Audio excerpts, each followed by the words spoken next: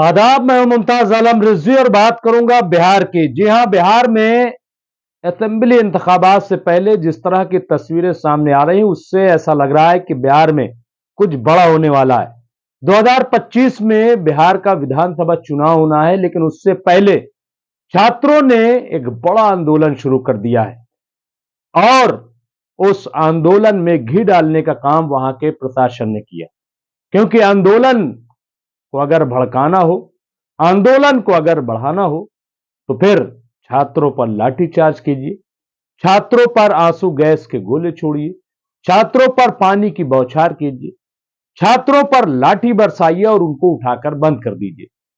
इससे कभी आंदोलन खत्म नहीं हुए, बल्कि इससे आंदोलन बढ़ता है और आंदोलन फिर अंजाम तक पहुंचता है। वही सूरत हाल बिहार की इस वक्त नजर आ रही है। हालांकि उस पर सियासत भी शुरू हो गई, लेकिन मैं सबसे पहले बता दूं कि वहां बिहार पब्लिक सर्विस कमीशन की तैयारी कर रहे बड़े पैमाने पे छात्र अब सड़कों पर आ गए और खास तौर से वहां जो फार्मासिस्ट है उसकी जो वैकेंसी है उसको लेकर के कि आखिर वायदे के बावजूद सरकार ने खाली पड़ी असामियां उनके लिए विज्ञापन जारी क्यों नहीं किया, उनकी भर्ती क्यों नहीं कर रही। और यही तमाम मामला है कि छात्र मैदान पर उतर आए।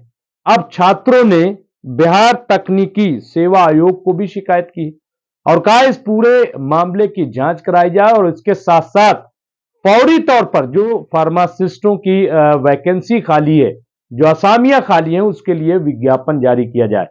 बिहार के जो स्वास्थ्य मंत्री हैं उन्होंने यकीन दहानी कराई थी कि हम बहुत जल्द विज्ञापन जारी करा देंगे, लेकिन अभी तक विज्ञापन जारी नहीं हुआ, जिसकी वजह से छात्र सड़कों पर उतरे हुए। और ये बहुत बड़ी बात है, मशाल जुलूस से लेकर के और तमाम जो भी हो सकता है, छात्र इस वक्त आंदोलित हैं।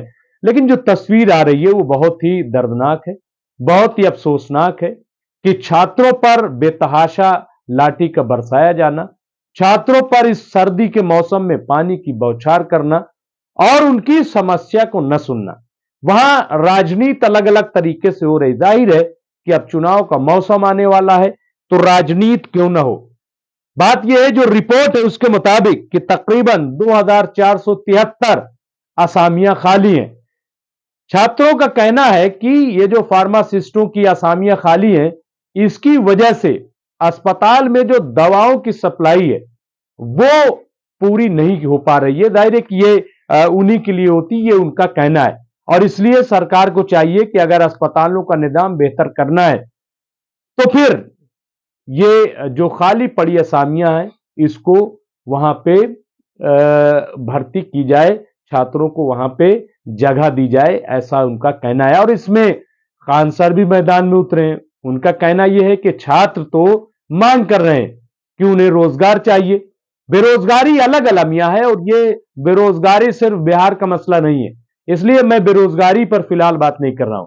क्योंकि अगर बेरोजगारी पर बात करूंगा तो फिर पूरे मुल्क में हाहाकार मचा हुआ है। बेरोजगारी अपने शबाब पर है और यह बिहार में नहीं बल्कि यूपी में भी आप देखिए छात्रों पर जिस तरह से लाठियां बरसाई गई हैं। और जहां जहां बीजेपी सरकार है वहां उन नौजवानों पे तो लाठी नहीं चलती कि जो अंधभक्ति में डूबे हुए हैं, जो गौ रक्षक बने हुए हैं, जो और न जाने क्या क्या बने हुए हैं। लेकिन अगर रोजगार मांग लिया तो फिर सरकार को लगता है कि अरे ये तो अपोजिशन का ही होगा क्योंकि रोजगार मांग रहा है। यानी रोजगार की बात करना, नौकरी की बात करना, अपने हक की बात करना आज अपोजिशन की बोली हो गई है।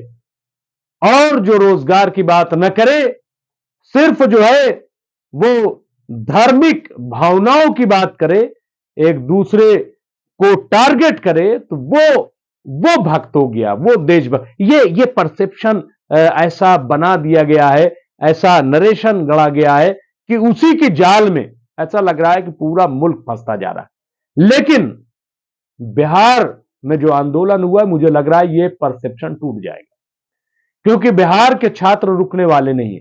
अब वहां मजेदार ये बात है, मैं दो तीन बातों की तरफ इशारा करूंगा।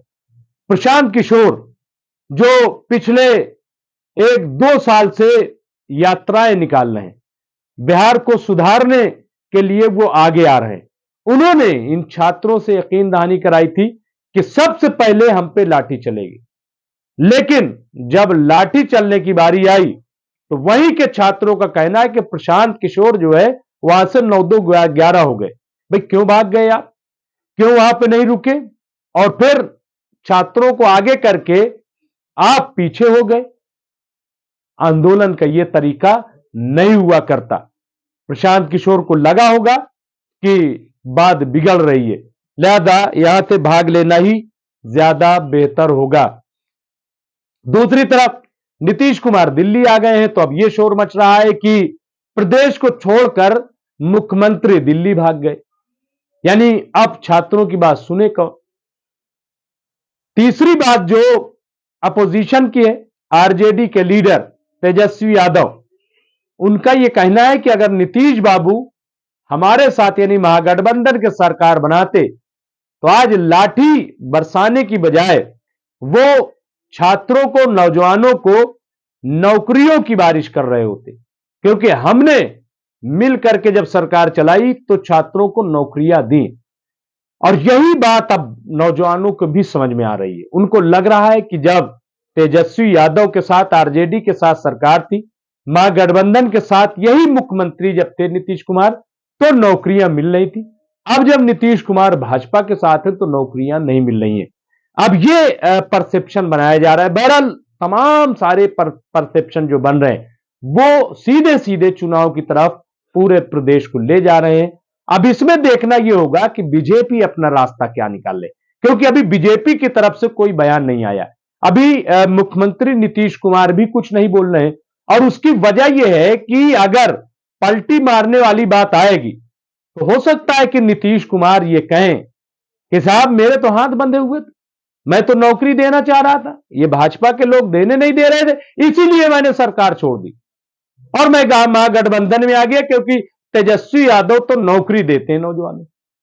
तो हो सकता है कि इस तरह की बातें भी चल रही हो। सियासत में कहां क्या चले, और खास तौर से मैं आपको बता दूं कि जियो पॉलिटिक्स की जब हम लोग बात करते हैं मिडिल ईस्ट की, तो कई बार अब महसूस होता है कि जियो पॉलिटिक्स समझना आसान है, लेकिन आजकल हिंदुस्तान की पॉलिटिक्स समझना बड़ा मुश्किल है।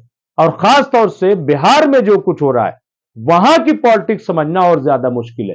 लेकिन नौजवानों के सामने एक ही सवाल है, और वो है रोजगार। बिहार का नौजवान आंदोलित है।